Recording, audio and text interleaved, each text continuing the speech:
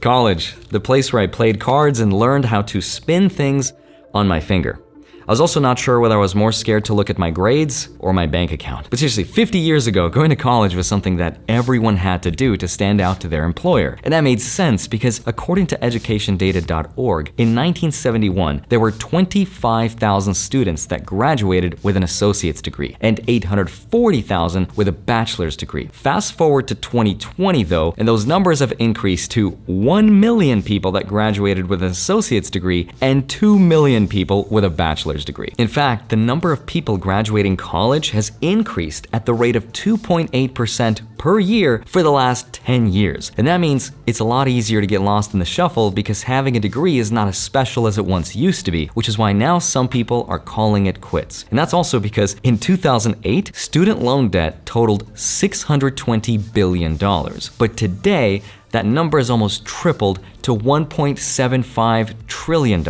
Over 40 million Americans now owe money for their education. And that's partly because since the 1980s, the average cost of a college tuition has almost tripled from $8,000 to $22,000 for a 4-year degree. In fact, according to the Department of Education, the average undergrad now finishes school with $25,000 in student loan debt. That, combined with the fact that interest rates have skyrocketed, which makes it that much more expensive to borrow money to go to school in the first place, combined with the fact that the economy added 527,000 new jobs, are just some of the reasons why people are now reconsidering going to college at all. And for all those reasons is why there's a huge debate across the country over the president's new student loan cancellation program. So in today's video, I want to give you some college fun facts on whether it's still even worth going. I'll help explain why people are quitting, and then I'll give you a breakdown of this new student loan cancellation program and what it will do for you. So class is in session,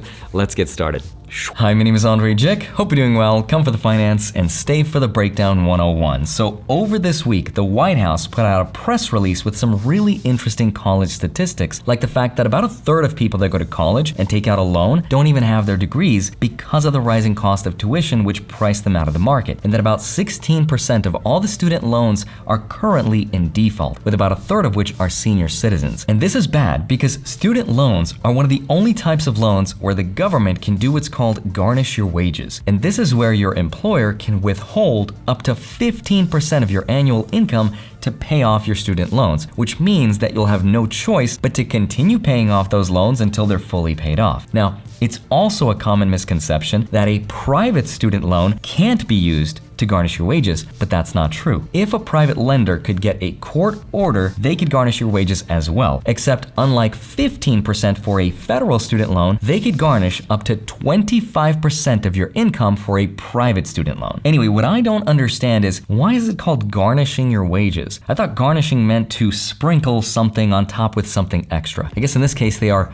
garnishing your income with a little flair of sad. Anyway, the point is that in 2019, 26% of college students did not return in 2020. Now, that's partially thanks to the pandemic, which has sped up the trend because today, roughly a third of college students could drop out. And what's even more interesting is this, 22 to 12%. This is a statistic that shows that people that have been in college for 4 years or longer are almost twice as likely as college freshmen to drop out. And the top 2 reasons why everyone wants to quit is number 1, 31% of people say that it's because they want to take advantage of the hot jobs market that we have right now. Another 31% are saying because they have no idea why they're in college in the first place because they don't know what they want to study. And another 28% are saying they want to quit because they want to start their own business. So what the data shows is that college is becoming more and more expensive, and a lot of people are going despite not knowing why they're going, so they would rather get a job while the jobs are out here. But the ultimate question is it better to stay in school or is it better to drop out? That's the trillion-dollar question. So let's settle this debate once and for all and take a look at some really interesting data. All right, so the national average cost to get a 4-year college degree here in the US is $22,000, but the average cost to become a lord or lady is priceless. I think this is one of the coolest gifts that anyone can give, and thanks to today's sponsor, Established Titles, I am now Lord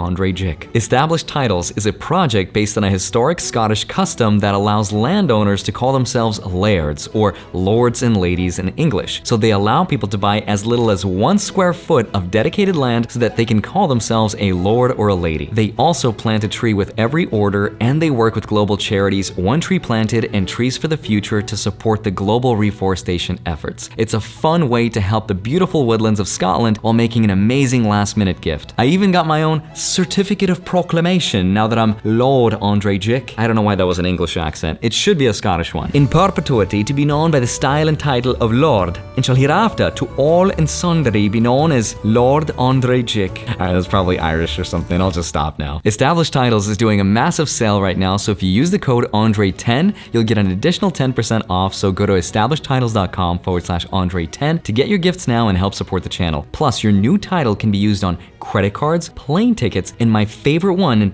this is not a promise or a guarantee, but a way to avoid doing your chores. Anyone who uses my link will also have a plot of land next to each other, so we can be Lord and Lady Invest-a-lots together. So thank you, Established Titles, for sponsoring this portion of the video. Now let's get back to it. Alright, so let's say you're going to college and maybe you're on the fence about it. Let me share with you some really crazy statistics that might just blow your mind, and then I'll help explain the student loan forgiveness program. But according to the Social Security Administration, the average male worker with a bachelor's degree will earn about $900,000 more in their lifetime than those without bachelor degrees. Now, for women, that gap is closer to $630,000 in a lifetime. Now, if you go for a graduate's degree, which is anything above a bachelor's, the average male worker will make $1.5 million more in their lifetime, and the average female worker will make about $1.1 million more. Now, those statistics, which I'm sure you've heard before, are actually really flawed. The argument against it is this: the statistics miss the nuance of skilled workers, people like nurses and plumbers, which don't necessarily need to borrow a ton of money and go into debt to get a degree. And number two,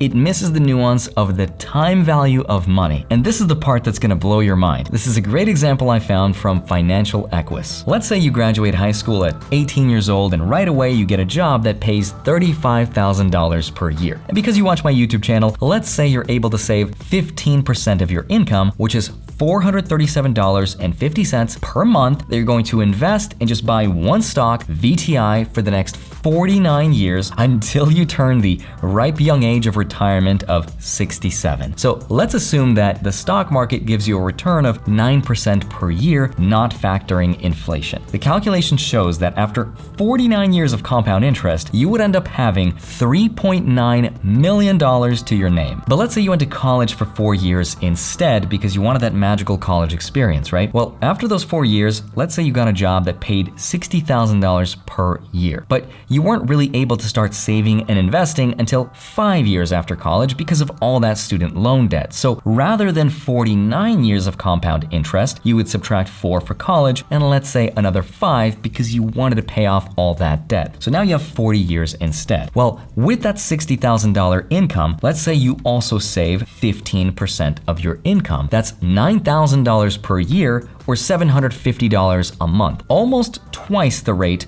of the high school graduate. Well, after 40 years, the calculation shows that assuming the same rate of return of 9% per year, you would end up having about $3 million, almost $900,000 less. This example shows that time is almost more important than the amount of money you get to make, but the ultimate point is that whether or not you should go to college is not as clear and straightforward as it once used to be, and that you really have to do the math because sometimes it might not be worth going to college if that means focusing on paying off that debt, which means delaying those crucial years of saving and investing for compound interest to take place. But it also might be worth going to college if that means saving and investing as early as possible and saving even more money than the high school student. So you really have to do the math, but because of all this debt, the president wants to cancel student loan debt. So let me give you that breakdown. So this is all you have to know. Number one, if you have an undergraduate loan, you can cap your repayment at 5% of your disposable income, which is about half of where it used to be, which means the average person will save about $1,000 per year. Number two, the student loan repayment program will pause for just one last time until December 31st of this year, 2022. And number three, the president is canceling up to $20,000 in student loan debt for Pell Grants and up to $10,000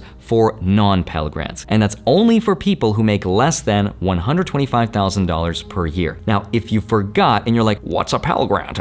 Do I qualify? No, Warren Buffett, you don't. A Pell Grant is an award from the government given to people who can demonstrate financial hardships. 94% of people that get Pell Grants are families that make $60,000 a year or less. And Pell Grants typically don't have to be paid back, and the average yearly Pell Grant maximum allowance is $6,895 per year. And because that doesn't really cover the cost of full tuition, is why people have to go out and get additional loans. In fact, Pell Grants represent about 60% of the people that take out loans, and the Department of Education also estimates that about 27 million people will be eligible to get up to $20,000 in relief. So if you're someone who did get a Pell Grant and you make less than $125,000 a year, you will benefit the most. And here's the only chart you'll ever have to remember and reference. Now, thanks to the American Rescue Plan, this debt relief is not considered taxable income, because that'd be really weird if it was. It's like the government's like, all right, here's some money to pay your loans. All right, give it back now. Okay, thanks. All right, so there are some pros and cons to this plan. So if you've made it this far into the video, let me give you my personal thoughts. Personally, I'm 100% for helping people pay off their loans, but I also don't think this is quite the answer. Even though I went to college on a scholarship and I never finished,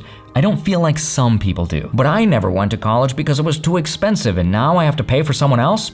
Nah, I'm not someone who needs to validate my own happiness by seeing other people struggle the way that I did. So I do like to help people, but I also want to help solve the root cause of the problem, which is that colleges have become too expensive. And for that reason, I think some of the criticisms are valid. Like, for example, I didn't know this, but 92% of all outstanding student loan debt is money owed to the government. It's only 8% that's money owed to private institutions, which means I can't look at that statistic and say, well, I guess colleges are charging too much because of greedy predatory lending from companies, because most of the money is given out by the government. In fact, the Federal Reserve of New York did a study where they found that for every $1 in subsidized lending from the government to colleges, that colleges increased their prices by 60 cents on the dollar. And this makes perfect sense because colleges have realized that what they're creating is a product that everyone needs to buy to enter society. But if they can't afford to buy it, the government is going to buy it for them anyway. So of course, they're going to charge an insane amount of money for said product. Now, the justification for those price increases, though, are sometimes hilarious. Like this $85 million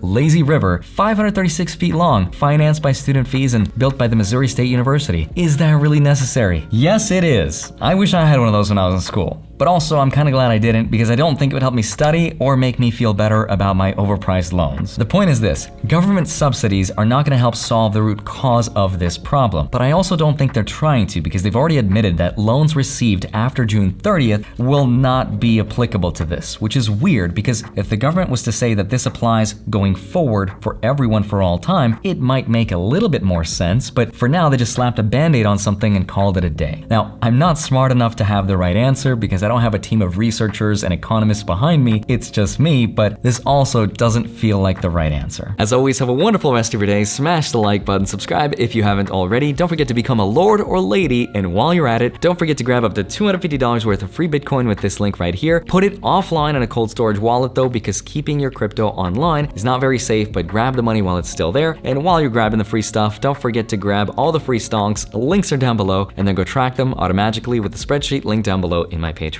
Love you, thank you so much for watching this video. I'll see you back here on Monday, Friday, sometimes a Wednesday. I'll see you soon. Bye-bye.